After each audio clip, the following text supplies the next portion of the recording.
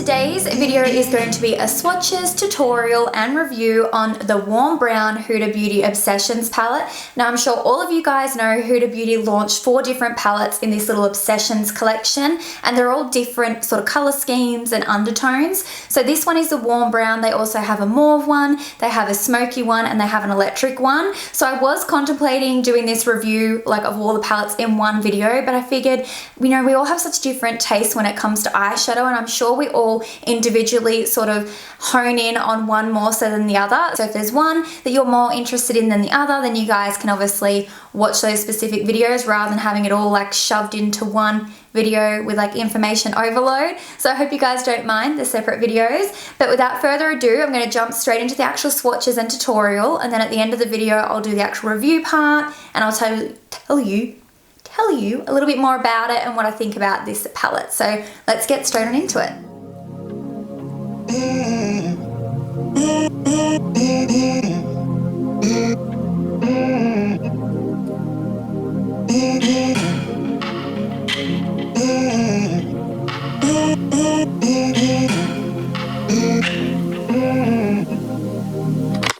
Running into pools of broken glass, quietly hoping we pull it back.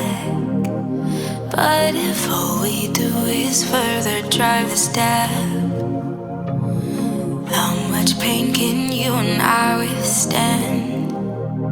You better watch the way you're talking to me.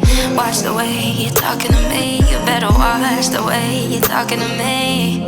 Watch the way you're talking to me.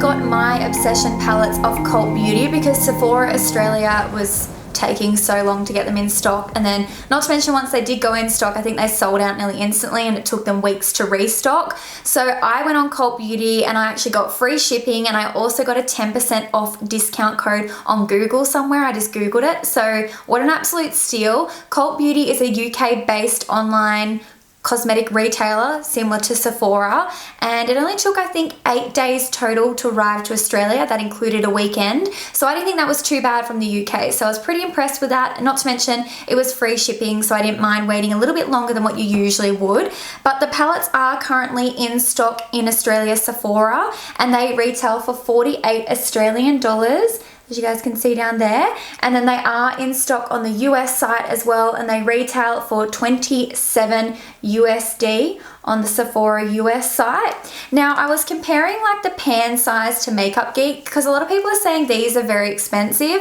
I didn't think they were, like when you work it out, like 9 shadows.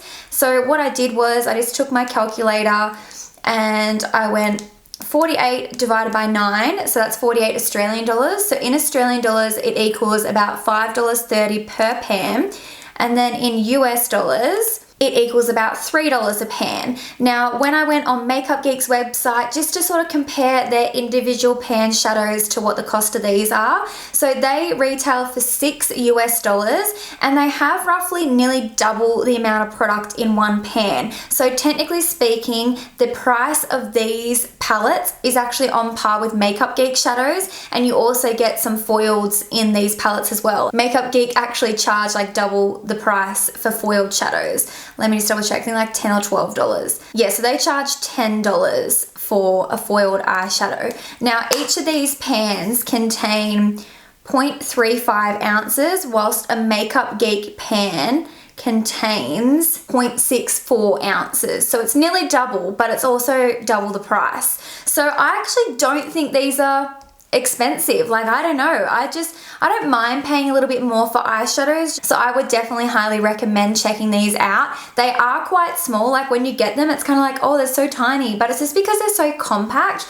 Like, as you can see, there's not really much like wasted space in that palette, and it's amazing for traveling, like so good for traveling. I have already made a little bit of a mess out of my palette. One thing I will note is they do have a tiny bit of kickback, these shadows, but I find that with all of Huda Beauty shadows, you've just got to go in really nice and gently with your brush and you won't have any dramas with that. When I was doing my actual eye makeup, I really had very minimal fallout around my eye makeup, which was amazing. So not really any complaints there. This foiled shadow is just stunning. It is very creamy, and when you swatch it, my autofocus is being such a little bitch.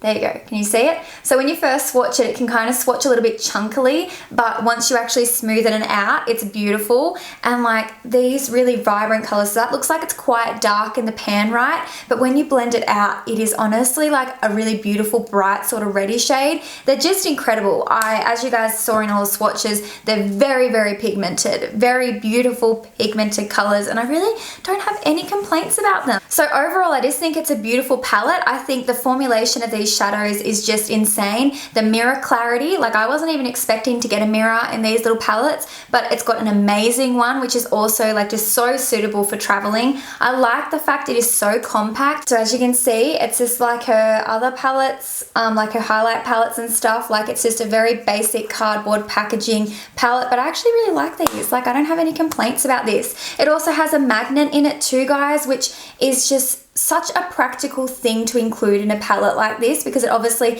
helps to keep the lid closed. It's not going to fling open if it's in your makeup bag, and I appreciate the magnet in there. And like I said, the mirror is like awesome clarity. It's such a good mirror, and it's just like a really nice little compact palette. I feel like no space is wasted. It isn't unnecessarily huge and bulky. It's just amazing. And the formulation of these shadows, I can't complain about, even slightly. They're so pigmented, they blended very easily. So even though these are super intense colors, if you're more of a beginner, do not be scared of them because they blend so easy. Like there's some colors that you definitely have to work with a little bit more, like in the Desert Dusk palette, for example, these purple shades, like this one here, it can be a little bit hard to work with, and it does require like a little bit of extra muscle to sort of blend it out a little bit more thoroughly, but I didn't find that with any of the shades that I used in the Warm Brown Obsession palette. So I think it's a must-have in my opinion. I'm absolutely obsessed, so I'm excited to see if the other palettes perform the same way, because obviously different pigment can sort of determine how the quality of a shadow is. Pigment plays a massive role in all that sort of stuff. So yeah, so I'm really excited. I seriously love it. And like I just had to wear like a bright orange jumper today. Like there was no ifs buts about it. I don't care if I look like I belong in a jail. I just had to wear orange. Orange is actually one of my favorite colors. Ever since I had orange nails, I'm just obsessed with it. So of course today I went all out with like the orange shirt, the like orange sunsetty eyes, the Warm Obsessions palette. I was just totally feeling it, and I'm seriously in love. And I think Obsessions, the Obsession palette name, is such a great name. So couldn't hype it up enough. I'm in love. I was about to say obsessed. How many times can one person say obsessed in a video? So yeah, there's not really much else to say about it, I don't think. I'm pretty sure I've covered everything I wanted to touch on for these palettes. I cannot wait to try the next 3. I'm going to try and film one every weekend, so you should hopefully have one of these videos for the next 3 weeks, just so we get through them and you guys, yeah, know my full